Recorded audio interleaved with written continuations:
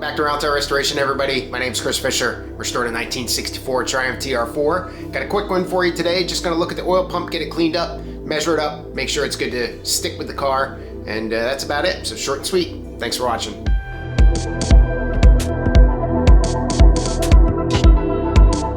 Alright, so I didn't talk about it too much in my last video, but if you had seen, I was playing with this ultrasonic sink and used it to clean the fuel pump. It does really well. This is a 15-liter model, which I think is like just about 5 gallons or so.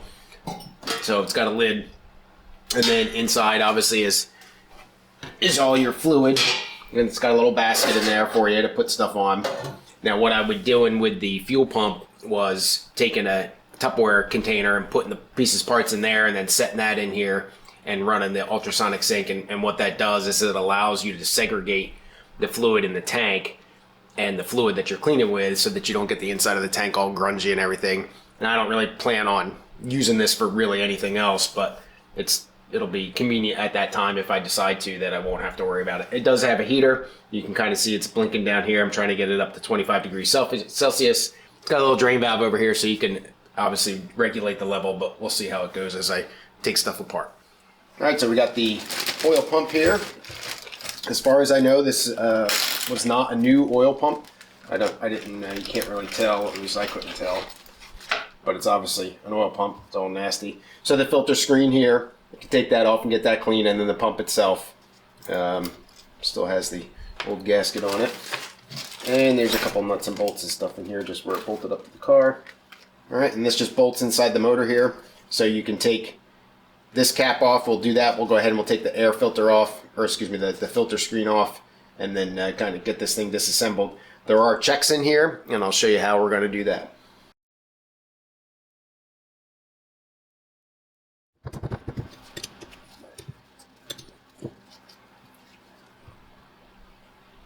Alright, so there's the whole filter capped at the end, and there's a suction tube that goes in. It's pretty hard to see. It goes all the way up into here, and there's a little spot in there for it to connect up. So now this is the oil pump itself proper, I guess you could say. There's a gear in here in the bottom that connects to your distributor. So the oil pump and the distributor kind of connect to each other, and that's run off the gear on the camshaft. There's an actual gear. It's not the lobes, it's an actual tooth gear, and that spins and it operates both the camshaft and the oil pump simultaneously, same gear. And then you've got your suction here, obviously, and then it discharges out from there. So now we're going to get this cap off, and then in there you'll see the actual pump itself.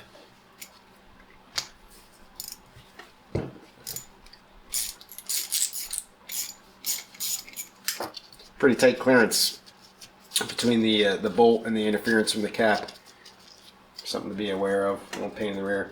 And it's also 10 millimeter instead of 3/8. So I don't know if these pumps are original or not. Most of the car has been standard Imperial. Alright, and take the cap off. Alright, and there's the pump itself. So it's just a positive displacement pump. I'll stick a screwdriver in there and show you how that works. Alright, so as the gear from the camshaft turns, you can see it turns like this. And what happens is the oil rushes in and collects in between into these gaps here. And as this, so you got an outer lobe here with the star look, and then the inner one with the 4, that spins. And as that spins, it comes around and squishes the oil in between the two lobes there and forces it out. Alright, so you've got specks between the inner lobe and the outer lobe, and then between the outer lobe and here in the body, and then you've got a flattening speck with feeler gauges and such. So I've got the feeler gauges, but I don't have the specs in front of me, so let me go get them and I'll show you how to measure this up. 3 measurements that you need to take. One is between the 2 rotors, so the inner, the 4-eared part and the 5-eared part at its at a certain position, and then you take the distance between the outer rotor and the body of the oil pump itself, and then there's going to be a distance underneath here. We're going to try to slide the feeler gauge across like this, and there's got to be a certain distance between this cap here that goes on the top and the fuel oil pump itself, so that you don't spray the oil out that way to keep it nice and tight. So you got to set the inner rotor up with the outer rotor such that you've got it at a peak here, so right about there, and you're trying to go for this one and these two to meet right at where this lobe here is at its peak, and that looks like that's about where I'm at. And the spec here is you measure the clearance between the inner and the outer rotors, and it must not exceed 0.010 inches or 0.254 millimeters. So we'll get my trusty feeler gauges here and find that guy. Alright, so here is my 0.10 feeler gauge. We'll try to slide that through there. And I can't get it in there, so that's a good sign. Try to go thinner than that, try to find where we're actually, how thin we get here. We'll try the 0.003. That one feels like it's just about to go.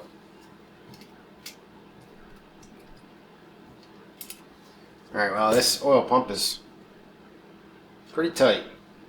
So my guess is it's probably new.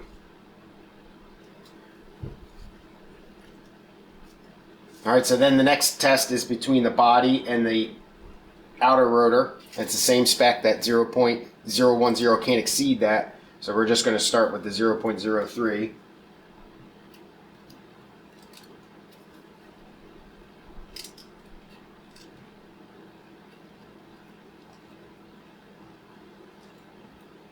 And I can just barely get that guy in there. So we're good on that one too. Now I'll put a flat edge across the top here, and the rotor end clearance can't exceed 0.004, so that's pretty tight. Let's take a flat edge, try to put it through.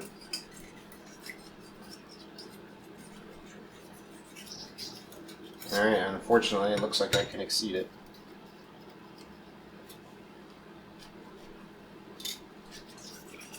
Yep, definitely can exceed it. Try 0.005.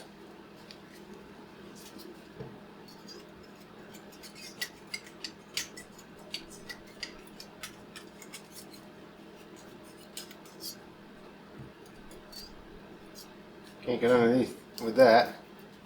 So it looks like we are right on the spec of 0.004. So I'm going to say that we are in good shape. Let me find that 004 again.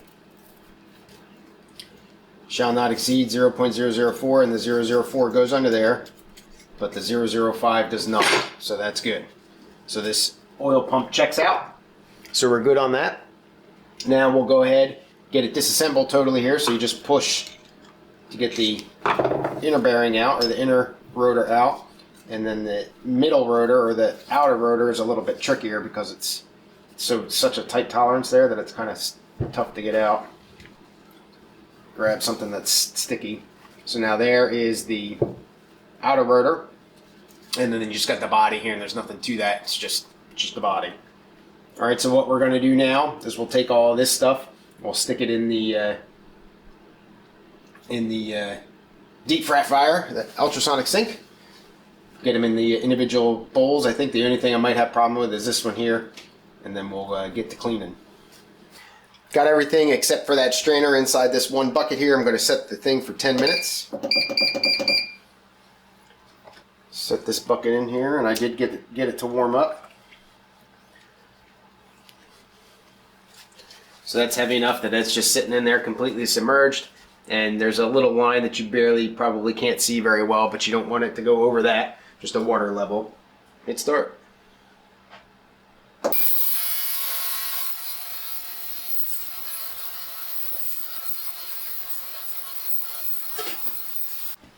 Alright, we'll go ahead and get this guy out of here. See how it's shaped up.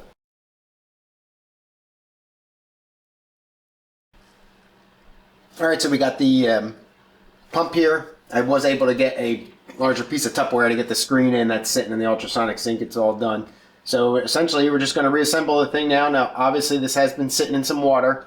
So I don't want it to flash rust or anything like that, and I don't have any air here to dry anything out. So what I'm going to use is the stuff that I used on the car. What's it called? This fluid film stuff, and it essentially is protects the metal, and it kind of will cover stuff. And I'm not concerned with it interfering with oil at a later time. So once I get it kind of back together, I'll spray it down with that. So essentially the assembly is pretty straightforward, pretty simple. So I didn't really explain very well how this pump actually works. So you've got your suction here from the screen, obviously, that goes around, and then you can just barely see that cutout in there, and in that like half moon slit, and there's a hole in there, so the oil gets forced out into that, and then it comes out of this hole here. These other 3 holes are for mounting it to the block, so then that goes out into the oil passages and goes and does its lubrication tricks.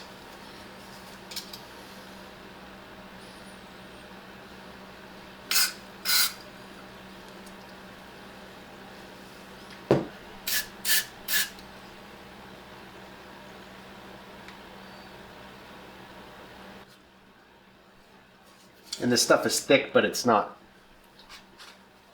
like real thick. Thick enough to adhere to those surfaces though. Alright, so go ahead, get the outer rotor in, inner rotor in.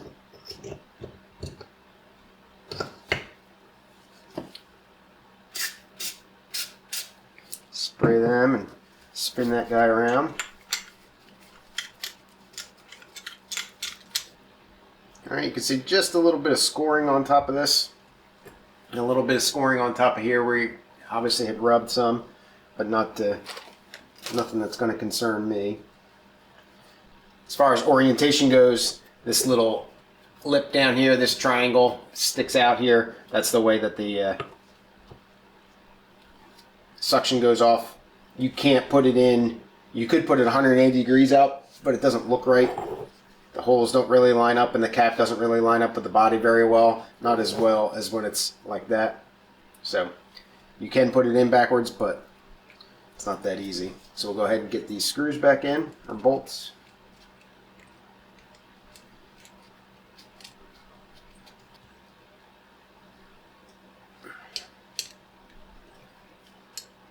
Alright, so that's nice and tight. Make sure this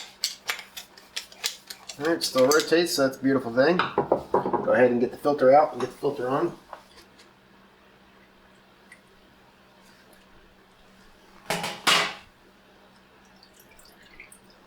Alright, that cleaned up nice.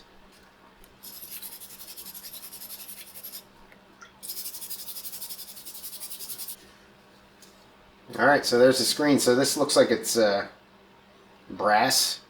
Maybe you can see the gold coloring on there, I think. Some sort of brass that's been coated. And the coating seems to be coming off a little bit. But I'm not going to worry about that. I think it's pretty good. It looks like it's soldered here at the ends. Brazed in some way. Alright, so we'll get that guy back on. And the way that this fits up, holding the pump like this, the way that this fits up was with the curved end facing towards the top of the pump. That nice oval. Look, here we go, the nice oval at the top there. That's facing up.